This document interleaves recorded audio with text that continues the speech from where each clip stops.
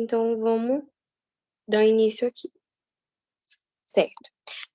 O tema que eu fiquei seria anatomia, né? A introdução à anatomia e um pouquinho já introduzindo o assunto sobre o sistema esquelético.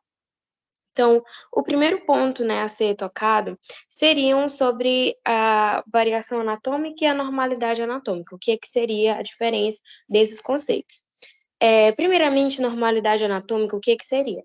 É aquilo que se pode observar na maioria das pessoas, ou seja, é o padrão que se estabelece ali, né? As estruturas que normalmente tem em todo mundo e que é do mesmo jeito para todo mundo. Essa é a normalidade anatômica. Mas a gente sabe que não é sempre assim, né? Que existem corpos com diversas variações. Só no nosso laboratório mesmo, né, nós podemos observar várias variações em corpos assim, né? Então, por exemplo, essa última matéria que nós estudamos sobre o sistema cardiovascular, né? A gente pôde observar muitas variações anatômicas das artérias, e é muito interessante, porque variação anatômica foge um pouco do padrão, né? Mas a função daquela estrutura, daquele órgão, permanece conservada, permanece a mesma. Então, não há prejuízo de função. Já a anormalidade anatômica e monstruosidade, que são outros conceitos, são parecidos, mas vão distinguir na gravidade com que aquilo se apresenta. Porque a anormalidade anatômica, ela vai fugir do padrão, né? O que se assemelha à variação anatômica, mas já a anormalidade anatômica vai ter um prejuízo na função. Então, um exemplo é a polidactilia, que a pessoa nasce com dedos a mais, né? Com mais de 5 dedos numa mão, que é o normal, né? Que é o padrão, que é a normalidade anatômica. E há o prejuízo da função daquela mão, daquele dedo. Então, a normalidade anatômica seria quando foge do padrão, e há um prejuízo na função. Já a monstruosidade é quando é mais grave ainda, quando essa anomalia é grave e que torna-se assim incompatível com a vida. Então, a anencefalia é um exemplo, é quando a pessoa nasce sem o cérebro. E essa é uma anomalia grave, foge totalmente do padrão e é uma situação em que não há possível que a vida continue ali. Então, é incompatível com a vida. No próximo tópico, eu espero que isso aqui não esteja na frente, meu Deus, mas enfim. O próximo tópico são os planos de secção do corpo humano. Plano de secção do corpo humano. Os planos de secção do corpo humano são cortes imaginários que nós temos, que nós imaginamos no nosso corpo, e eles são importantíssimos para o estudo da anatomia, porque é com eles que nós conseguimos ter a consciência do nosso corpo, que é tridimensional. Então, uma estrutura, a depender do modo que eu vejo ela, a vista que eu tenho dela, é diferente, né? Eu tenho coisas diferentes que aparecem, enfim, então, assim, para estudar de fato um corpo que é tridimensional, eu preciso desses planos seccionais de diferentes, né, planos para poder estudar mais profundamente aquela estrutura, aquele órgão. Então, ele vai ajudar a descrever e entender o corpo de forma tridimensional. Os planos que nós temos são um plano sagital. Eu botei sagital mediano porque é o que mais, né, nós vemos, mas plano sagital é aquele que vai dividir em lado, esquerdo e direito. O plano sagital mediano é aquele plano sagital, especificamente este plano sagital, que passa na linha média do corpo. Então, por isso que ele se chama plano sagital mediano. Mas qualquer corte paralelo a esse é chamado de plano sagital.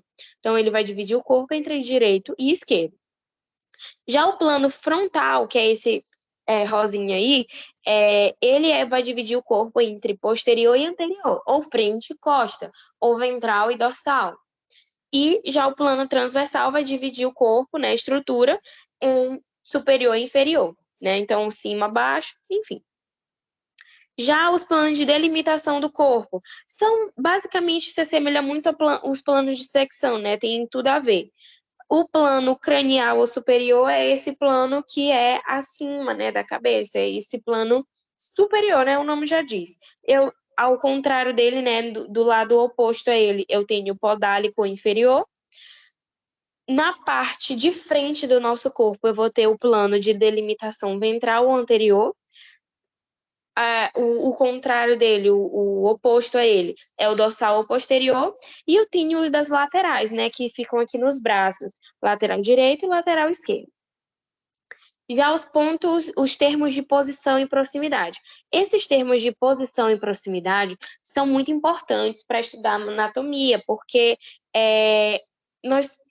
eles são importantes para se localizar, vamos dizer, se localizar e localizar aquela estrutura em relação a outras. Então, na anatomia, nós sabemos que isso é de extrema importância quando se estuda ossos, por exemplo, constantemente nós nos deparamos com essas palavrinhas que a gente vai já citar aqui. Então, a começar pelo superior cranial. Superior cranial vai ser aquela estrutura que, com relação à outra, ela é mais próxima da cabeça. Um exemplo disso seria eu dizer que o coração é superior ao fígado, que ele está mais próximo da cabeça, né, do ápice do nosso corpo, do que o fígado. Então, o coração é cranial ou superior ao fígado, enfim. Próximo seria o inferior caudal. Inferior caudal é o contrário, mais próximo dos pés, né? Então, seria eu dizer que o estômago é inferior aos pulmões, né? Então, o estômago está mais próximo mais próximo dos pés do que os pulmões, né? Ele está abaixo dos pulmões, ou seja, os pulmões seriam superior ao coração, fazendo um exemplo dos dois que já foram citados. Ao contrário disso, eu tenho ao contrário disso, não, desculpa. O próximo tópico seria anterior ou ventral. Anterior ou ventral é aquele que está mais próximo da frente do corpo, né? Essa frente em que as mulheres têm os seios e tudo mais. Então, essa frente do nosso corpo, tudo isso que está mais próximo a essa frente é anterior ou ventral. O contrário é que está próximo ao nosso dorso, às nossas costas, onde fica o bumbum, é o posterior ou dorsal. Um exemplo, por exemplo, os rins são dorsais ao estômago, e os rins estão mais próximos à costa do que o estômago. O estômago é mais ventral, né? Um exemplo também de ventral seria os intestinos, são ventrais à coluna vertebral, ou seja, os intestinos estão mais próximos à frente do corpo do que a coluna vertebral. Os próximos pontos são medial, os próximos termos são medial e lateral, né? O medial é aquele que está mais próximo à linha mediana, né? Como nós já sabemos, como eu já até falei aqui, só pegar aqui uma coisinha. Aqui seria a linha média do nosso corpo. Tudo que fica mais próximo ao centro, a essa linha média aqui do nosso corpo, é chamado de medial. Então, por exemplo, o mindinho, né, o nosso dedo mindinho, na posição anatômica, que eu não falei, mas vamos retomar aqui. Na posição anatômica, a pessoa tem que estar olhando para frente, os pés têm que estar paralelos, né, e descalços no chão, as mãos têm que estar voltadas para frente, né, com os polegares para fora, né, para fora do corpo, né. Então, essa seria a posição anatômica. E em posição anatômica, o corpo humano, né, o mindinho é medial se comparado ao polegar. O polegar seria lateral, que é mais afastado da linha mediana, e o mindinho seria mais medial, tá? Então, esses são os conceitos. Proximal e distal. Proximal e distal, eles já vão ser com relação à origem ou ponto de fixação daquele membro, daquela estrutura. Então, o proximal, como o nome já diz, está mais próximo à origem daquele membro. E o distal seria aquele que está mais afastado da origem ou da fixação daquele membro ou daquela estrutura. Então, um exemplo de medial. A una é medial ao rádio, né? Os ossos aqui do braço, depois, posteriormente, a gente vai relembrar tudinho, certinho. Mas a una é medial, ela está mais próxima do corpo, do que o rádio, né? São esses ossos aqui do nosso braço. E proximal, um exemplo de proximal. O húmero é proximal ao rádio. Então, o húmero, ele fica mais próximo da origem do membro do que o rádio. O húmero é esse... porque agora eu não estou lembrando, gente, mas o húmero é esse que fica na parte superior do braço, vamos dizer assim, colado no ombro.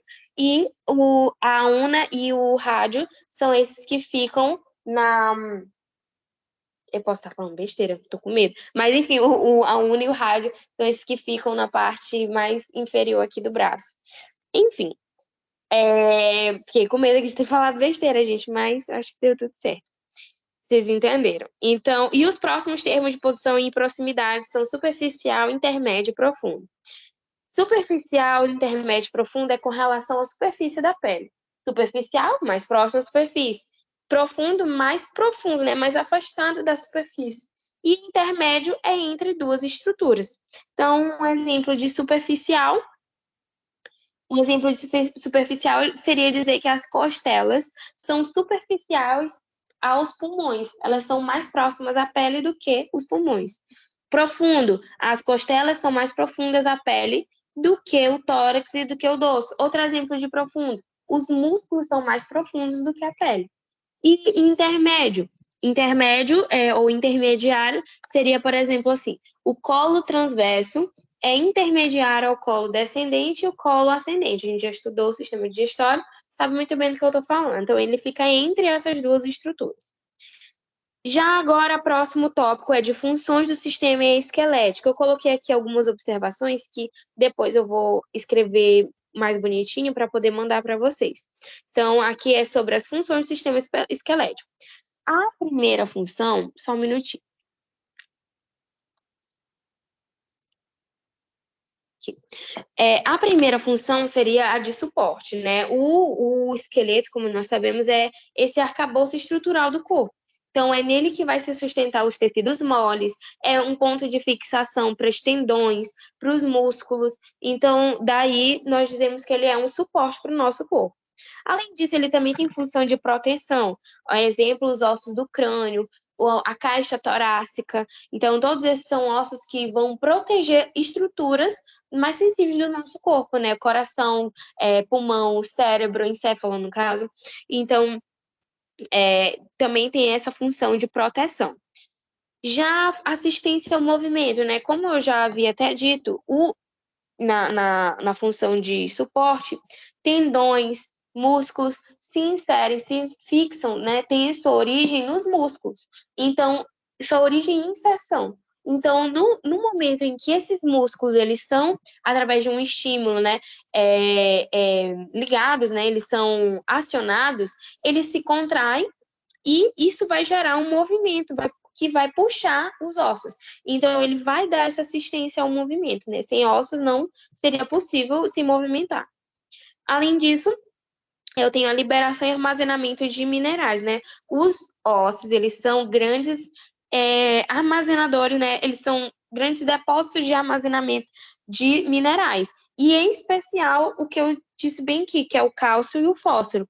Eles vão conferir essa maior resistência dos ossos, né? Esse aspecto duro que tem os ossos. Então, coisa de 99% do cálcio que existe no nosso corpo, 99% está ali nos ossos. Então, a depender da demanda que o corpo está precisando, ele está precisando de mais ou menos desses minerais, os ossos vão liberar ou vão absorver esses minerais. Próximo tópico, a próxima função seria a produção de eritrócitos. Os ossos, como nós sabemos, eles no interior de alguns ossos, não são todos, tá? No interior de alguns ossos, eu vou ter um tecido conjuntivo que é chamado de medula óssea vermelha, né? E ela é responsável por produzir eritrócitos, leucócitos e plaquetas, né? Num processo que a gente vai chamar de hematopoiese. Então, os ossos acabam tendo essa função também de produção dessas moléculas que são tão importantes para a gente, né? Puxando daí, né, porque nós sabemos que as crianças, os recém-nascidos, eles nascem com muito mais medula óssea vermelha do que os seres humanos. na verdade, toda a medula dentro de um corpinho de um bebê recém-nascido, toda a medula óssea é medula óssea vermelha, não há medula óssea amarela. A medula óssea amarela, ela vem com o tempo, com o envelhecimento do corpo humano. Num corpo humano adulto, alguns ossos apenas específico, né? Por exemplo, o fêmur, ossos grandes e tal, que ainda permanece com a sua medula óssea vermelha, mas a maioria já é invadida por mais adipócitos, né? Não é que antes não tinha, mas é que agora tem mais, então são invadidos por adipócitos e acabam virando medula óssea amarela. E aí, puxando a próxima função, que é de armazenamento de triglicerídeo, que é esses adipócitos, né? Dentro dos ossos também há a medula óssea amarela, que é rica em triglicerídeos, que é uma reserva de energia química do nosso corpo.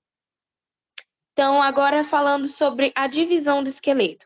O esqueleto axial e o esqueleto apendicular, né? Então, o esqueleto é dividido nesses dois tipos de esqueleto, axial e apendicular.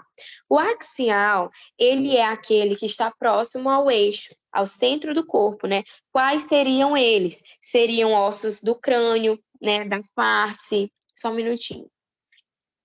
Aqui. Ossos do crânio, ossos da face, o osso hioide, os ossículos da audição também são considerados do esqueleto axial, a coluna vertebral, o tórax, né, com o externo, as costelas, e tudo isso vai totalizar 80 ossos. Então, o crânio tem 8 ossos, a face tem 14 ossos, o hioide é um osso, ossículos da audição são 6, coluna vertebral, 26 ossos, e o tórax, que é o externo, que inclui um osso, né? E as costelas, que são 24, tudo isso totalizando 80 ossos. Então, esqueleto axial é esse que fica próximo ao eixo do corpo. Já o esqueleto apendicular, ele é formado pelos anexos, né? Pelos ossos anexos ao esqueleto apendicular, ou esqueleto axial. Além desse, se inclui também os cíngulos ou as cinturas, que são o ponto de ligamento entre entre os ossos do esqueleto axial e do esqueleto apendicular. É ali onde eles se inserem, né? É o momento de ligamento. Então, são os ossos dos membros superiores, né, que inclui a clavícula, a escápula, que é a clavícula e a escápula, na verdade, desculpa, eu falei besteira, a clavícula e a escápula formam o símbolo dos membros superiores, ou eu também posso chamar de cintura escapular, né? Os membros superiores, que dentre eles eu tenho o húmero, a una, o rádio, os ossos carpais, os ossos metacarpais, as falanges, então todos esses, né? Os membros inferiores, também eu tenho o fêmur, a patela, a fíbula, a tíbia, os ossos tarsais, os ossos metatarsais, as falanges, e o símbolo dos membros inferiores, ou cintura pélvica, que são formados pelos ossos do quadril. Todos esses ossos juntos totalizam 126 ossos. 126 ossos mais 80 ossos dá os 206 que eu falei no início da aula, que a maioria dos seres humanos tem esses 206 ossos. Esses ossos, eles vão se classificar em 5 classificações: ossos longos, ossos curtos, ossos planos, irregulares e sesamoides. A começar pelos ossos longos, é aquele que tem comprimento maior do que largura. A exemplo, eu tenho o húmero, a una, o rádio, o fêmur, a tíbia. São ossos compridos, né? E os ossos curtos, né? Pulando aqui um pouquinho para os curtos. E os ossos curtos, a gente ia pensar que a largura é maior do que o comprimento, porque dá essa ideia, né? Quando a gente vê o conceito de longo, vai para curto, pensa que é o contrário. Mas não, os ossos curtos, eles são relativamente cuboides, né? Parecidos com cubos. Ou seja, comprimento, largura e altura tem mais ou menos a mesma medida. Então, ossos que são exemplos de ossos curtos são os ossos carpais e os ossos tarsais. Já os ossos planos são ossos geralmente mais finos, mais achatados, né? Como os ossos do crânio, da costela, o externo.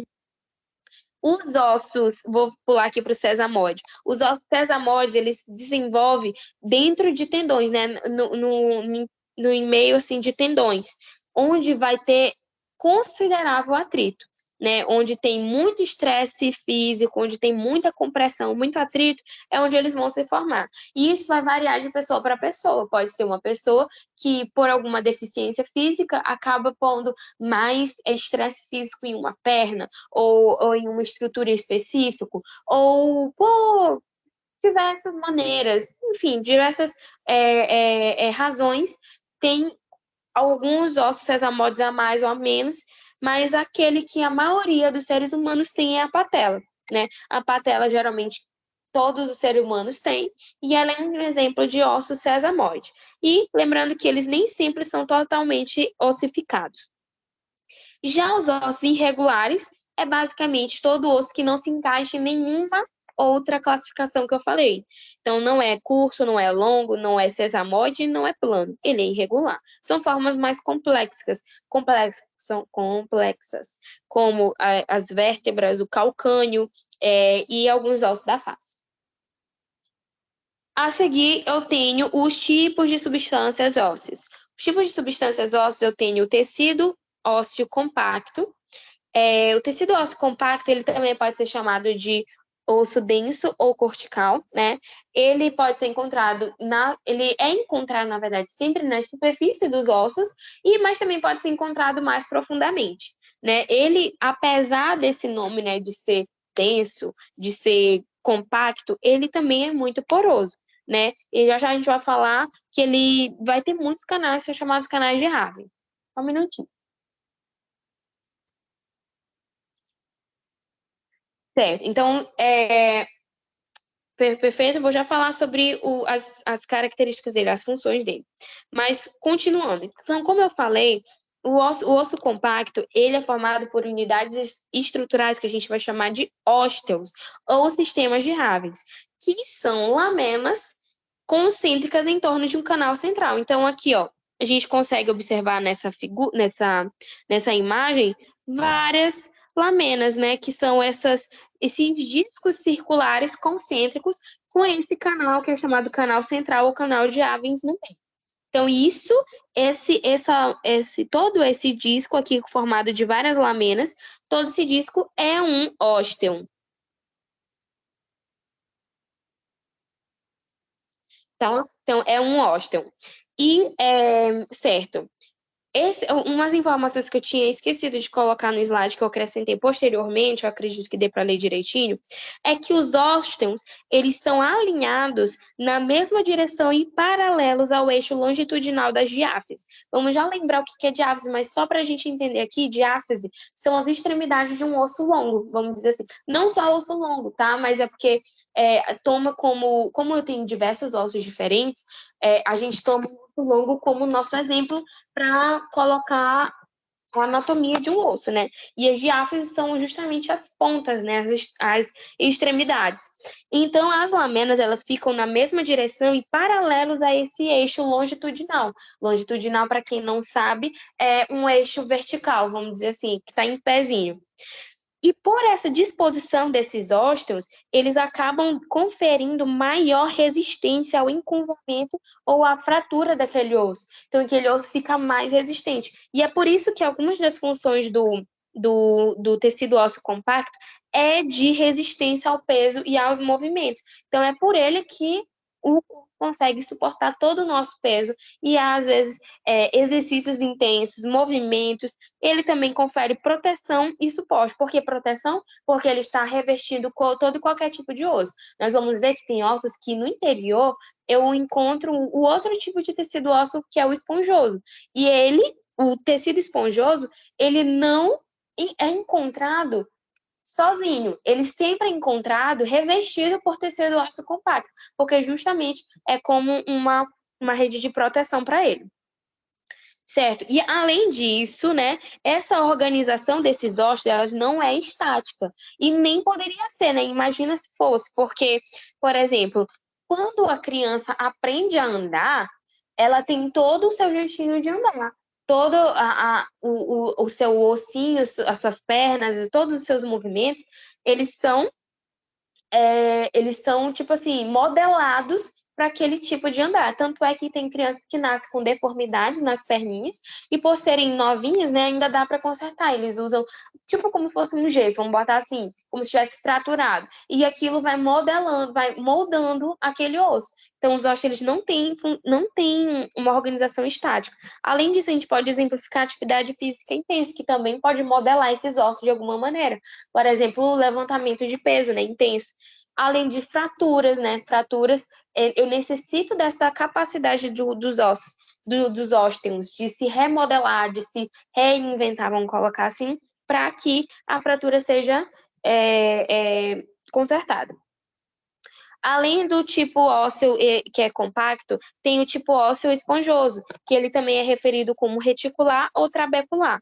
Esse ele não vai possuir ósteo, ele está sempre localizado no interior dos ossos. Então, diferente do tecido ósseo compacto, esse vai estar sempre no interior dos ossos e não vai possuir ósteos, tá bom?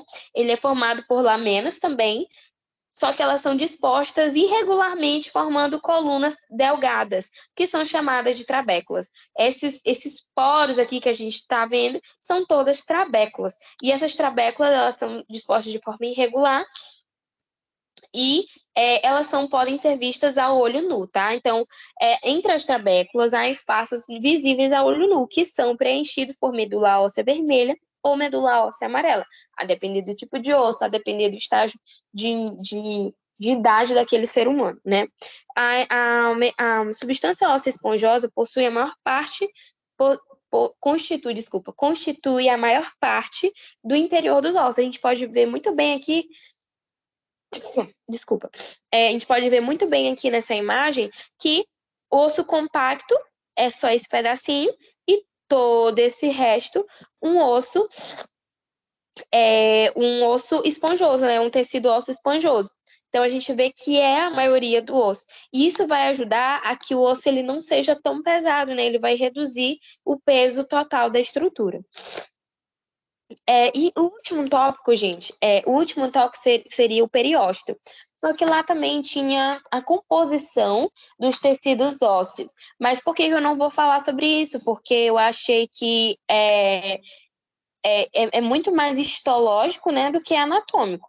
Então, o que eu entendi que eu vou falar aqui vai ser especificamente do periósteo, mais especificamente, e citar a anatomia do osso, que eu já até falei sobre a diáfise, a metáfase, enfim, eu vou já citar esses outros pontos. Mas, começando sobre o periósteo, vou até aumentar aqui rapidinho, é essa capa que o osso tem, que é formada de tecido conjuntivo. Então, o periósteo é uma bainha de tecido conjuntivo resistente e com irrigação sanguínea associada, que circunda a superfície do osso. Então, por ela ser um tecido conjuntivo que é resistente, ou seja, confere proteção, e por ter irrigação sanguínea associada, ou seja, confere nutrição, entendeu? Principalmente. Então, ele vai ajudar, isso daí a gente tira várias funções que o periósteo tem. Então, vamos só seguir aqui rapidinho. Esse periósteo, né, ela é composta por uma lâmina fibrosa externa, né, que é essa de proteção mais assim, e uma lâmina osteogênica interna. Osteogênica osteo, osso, gênica, origem. Então, ela vai permitir que esse osso cresça em largura, não em comprimento, tá? Em largura. E vai auxiliar nesse crescimento, né? E sobre as funções, tem função de proteção, auxilia no reparo de fraturas, justamente por essa questão dela ter essa lâmina osteogênica e por ela ter essa irrigação sanguínea associada, ajuda na nutrição também, é também ponto de fixação para ligamentos e tendões, então, muito importante. Só um momento.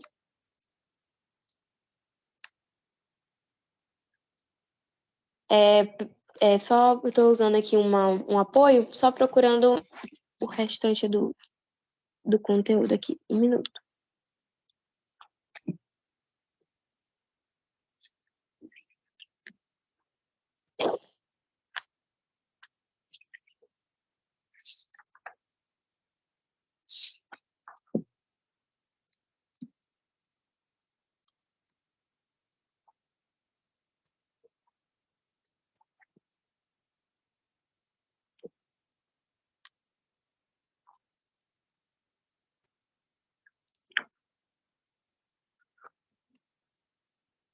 Certo, achei aqui. Então, sobre essa anatomia do osso, eu não escrevi aí, mas eu vou colocar os nomezinhos aqui nessa próxima página e depois eu anoto mais bonitinho, tá bom? Mas eu tenho a diáfise, que é aquele que eu já falei. A diáfise, eu até falei besteira, gente, desculpa. Eu falei que a diáfise era as extremidades do osso, né? E na verdade ele é o corpo do osso, tá? Eu confundi, gente, perdão. A diáfise, então, ela é o corpo do osso. Essa estrutura alongada, né, que conecta as epífises, que já vamos já falar, que era o que eu tinha falado, né? A epífise, na verdade, são as extremidades, né, as pontas dos ossos, as terminações proximal e distal. Já a diáfise é esse corpo do osso, né, essa parte cilíndrica e longa do osso. Além disso, eu tenho a metáfise. Essa metáfise, elas são é, partes do osso que vão conectar as diáfise às epífises, né? E na fase de crescimento do indivíduo, elas são formadas por cartilagem, né? Que é uma cartilagem que vai permitir o alongamento desse osso. Além disso, eu vou ter. Peraí, só um minutinho, vou anotar aqui. Então, a diáfise é o corpo do osso, as epífises são as extremidades do osso, né? Extremidades.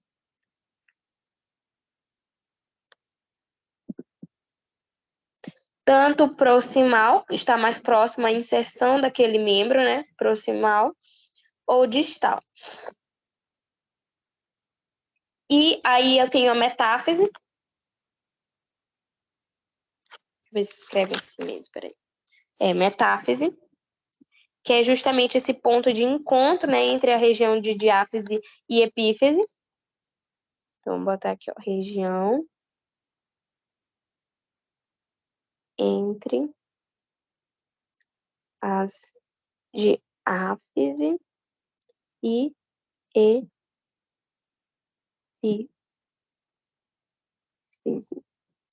tá bom? E por fim, aqui, eu já falei do periósteo, né? Então, eu tenho a cavidade articular. Essa cavidade articular, ela é uma fina camada de película, de cartilagem hialina.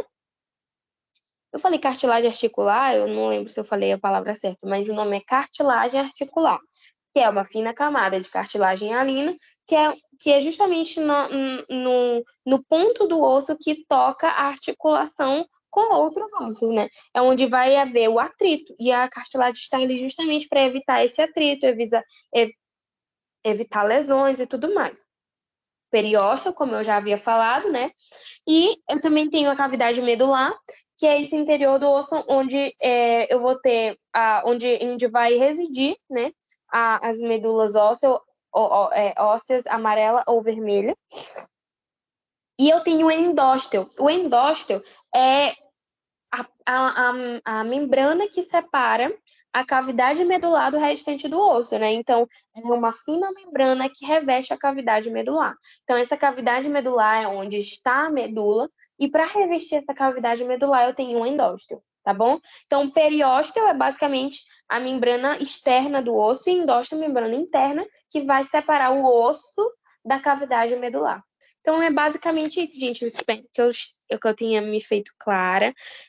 Eu vou consertar esses pequenos detalhes aqui do slide, vou mandar para vocês, e eu espero que tenha dado tudo certo, tá bom, gente? Qualquer dúvida, vocês podem me chamar no privado depois, ou qualquer erro que eu tenha falado, podem me corrigir, por favor, inclusive, tá bom? Muito obrigada, gente.